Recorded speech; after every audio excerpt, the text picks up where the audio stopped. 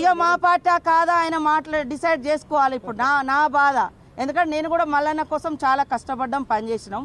పార్టీలో మాట్లాడాలనుకున్నప్పుడు పార్టీ లైన్లో ఉండాలి. లేదా మీకు డౌట్స్ ఉంటే ఇది ఎట్లా చేసినామని ఆయనను కూడా 2-3 మీటింగ్లో పిలిచినాం.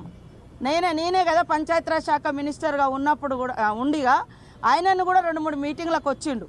కాబట్టి ఇవాళ సమగ్ర ఈ యొక్క కులగణన జరుగుతుంటే ఈ యొక్క సమగ్ర సర్వేలో అధికారులకు సహకరించాల్సినటువంటి ప్రజాప్రతినిధులుగా ఉండి బీఆర్ఎస్ పార్టీ ఎంత దుర్మార్గం అంటే వాళ్ళు ఈ సర్వేలో పాల్గొనలే.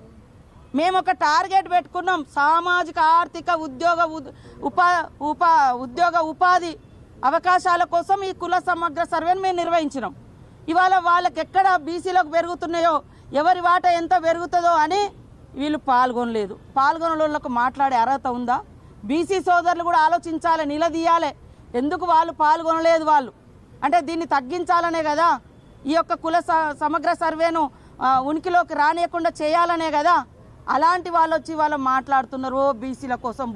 బీసీ సోదరులు అంతకుముందే మాట్లాడారు, తోడేళ్ళు వచ్చి గొర్రెలను కాపాడుతామంటే ఎవరైనా గొర్రెలు నమ్ముతాయా?